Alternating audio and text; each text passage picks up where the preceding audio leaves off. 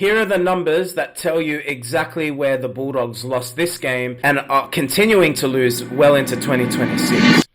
The Bulldogs are officially in regression. The Canterbury Bankstown side conceded their third straight loss for the first time since 2023. You know what else happened in 2023? The Bulldogs didn't make the finals. And we're well on our way in 2026 to repeating that same feat. Watch the next 8 minutes because I'm going to tell you where the Bulldogs lost this game, the incorrect decisions that Ciraldo is making week in and week out, but I'm also going to tell you the root cause of all of this and who is actually to blame and needs to be accounted for. Alright, so let's start with this performance. The Bulldogs had an insurmountable amount of quality ball, particularly in that first half.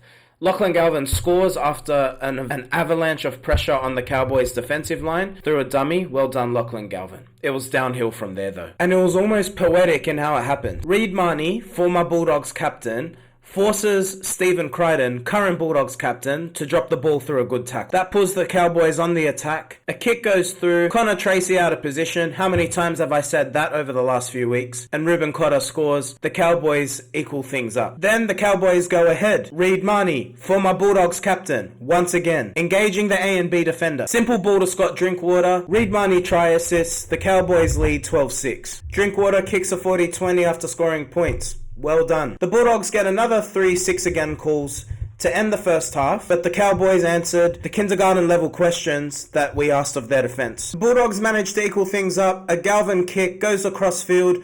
A bit of a fumble and a tumble. It lands in Josh Curran's breadbasket. He holds the ball. He scores a try. Bulldogs equal things up. 20 minutes to go. Again, through sheer luck and traffic, Jonathan Su'A thought he could have scored. It didn't come off. Then Connor Tracy, right on schedule, makes his error in the second half, as he has in the last few games. Jonathan Su'A with a try saver. Well done, Jonathan Su'A. One of the Bulldogs' best. 15 minutes to go. But this is now the clutch moment where your halves need to take control of the game. Stephen Crichton makes a really strong run. Tackle bust, quick play the ball, everything that the Bulldogs needed in that moment. Lachlan Galvin gets the ball, asking for it. I respect that. He's on the wrong side of the ruck. He goes to the right, then he realised he should have gone to the left, given Critter made the break on the right, and then he ends up getting tackled with the ball. Too slow. He's just not being able to think about what he needs to do in those clutch moments. Maybe because he's not a halfback. And these are the moments that matter, because when the Cowboys got the ball the very next set, a simple inside ball through Turpin and Salmon, a line break and it ends in a Drinkwater try. Cowboys lead, and that was all she wrote. 7.5 minutes to go, Leo Thompson drops the ball in the Bulldogs' own end.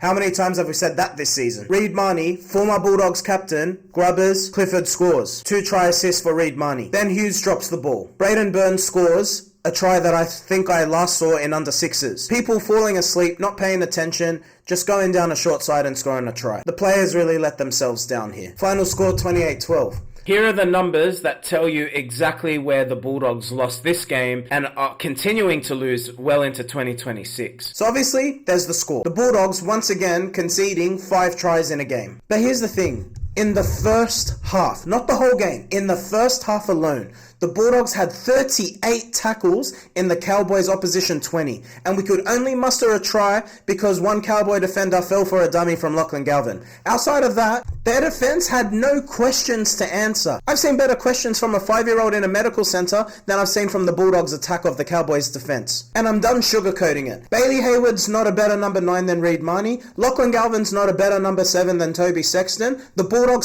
up, let's just admit it. 38 tackles in one half of football in a 20-meter zone, and you can only come up with 2 tries. Not good enough. So I'm going to paint the story in just a moment. But before I do that, I want to show you the stats of where the Bulldogs compared from right now to this point, so round 9 in 2025, under Toby Sexton and Reid Mahoney in our spine. So far in 2026, the Bulldogs are averaging 18.1 points scored and 24.25 points conceded. In 2025, the Bulldogs at the same point, so 8 games played, had already scored 212 points, averaging 26.5 a game, and they were conceding 14.75 points. The Bulldogs are conceding an extra 10 points a game, compared to the same point last year, and they're scoring 8 points less. So essentially, they're scoring 2 tries less than they were, and they're conceding 2 tries more than they were. Guess what that leads to? Losing football matches. Now let's start talking about the team, and then I'm going to go into the root cause of what's going wrong with the Bulldogs. Between this current spine and Stephen Crichton, there's about 30% of the Bulldogs salary cap tied up into players who are meant to dictate games and allow the Bulldogs to win. At least that's what we were told. But the honest truth is,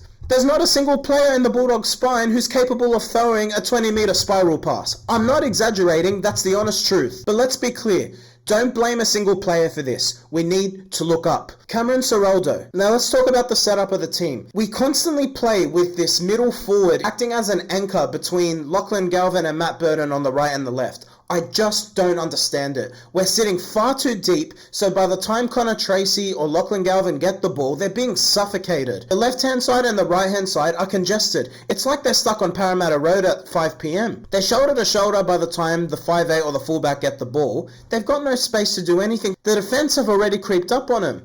The other thing is, so if then look at the flip side of the Cowboys. Tom Dearden is the true first receiver. There's no Jamin Salmon, there's no Kurt Mann, there's no Ruben Cotter passing the ball to Tom Dearden. Tom Dearden is like, I'm the number one, I'm the playmaker of this team. I want the ball in my hands the second it comes out of that ruck.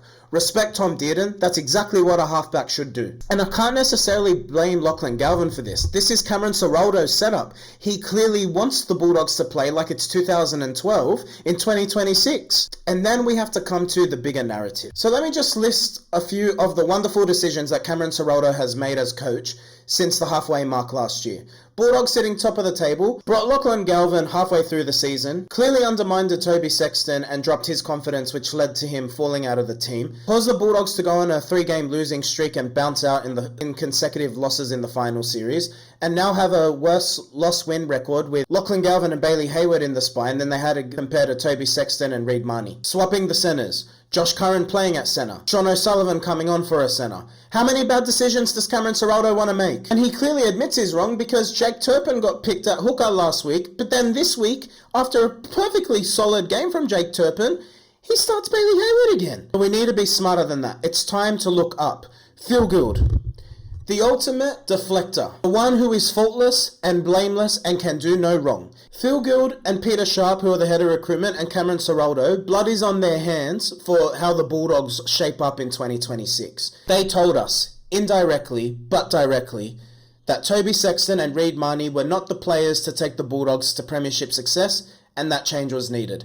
They trusted that Lachlan Galvin was going to be a better number 7 than Toby Sexton, and that Bailey Hayward could find a future at number 9 despite never playing number 9 in his career. But as fans, we backed them because they had the wins on the board. They had been taking the Bulldogs in such a positive direction that we said, alright, let's back this and see how it goes. So let's come to round 9 this year.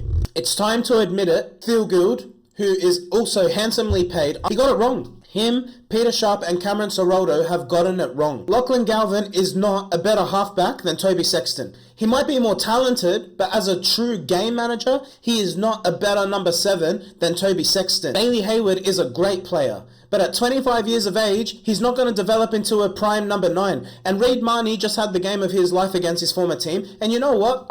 Happy for him. He deserves it, and Cameron Ciraldo, Phil Gould and Peter Sharp have mud on their face for it. So how do the Bulldogs fix this? I'm not sure. I'm not sure that we've got the personnel to fix it, to be honest. Jake Turpin's now got a torn bicep. Gordon Chan Kum Tong may come in. I think the Bulldogs need to go with what they've got until Mitchell Woods is fit. This is what I think will happen. Once Mitchell Woods is fit, I imagine he'll get a game or 2 in New South Wales Cup just to get some match rhythm, and then I think he comes straight into this team. I think at that point, Lachlan Galvin will move to 6, and Mitchell Woods will move to 7. They'll either move Matt Burton to centre or 13. Like I said, I don't blame any individual player for this. I feel sorry for the players that they've been put in positions that don't play to their strengths. We're playing with 258s. We're back where we were in 2015 when Moses Mbai and Josh Reynolds were our 258s. But will that solve the problem? I'm not sure. I know there's a few injuries with Kickow, Max King and Kiraz, but there's seriously no excuse. The Bulldogs didn't go forward yesterday. They simply lacked execution and class. Anyway, that's my rant. I don't know if you agree or disagree, but like I said, I think fair is fair. And I'm going to call it how I see it. And if you don't like that, that's fine. Enjoy your rugby league and get out of here.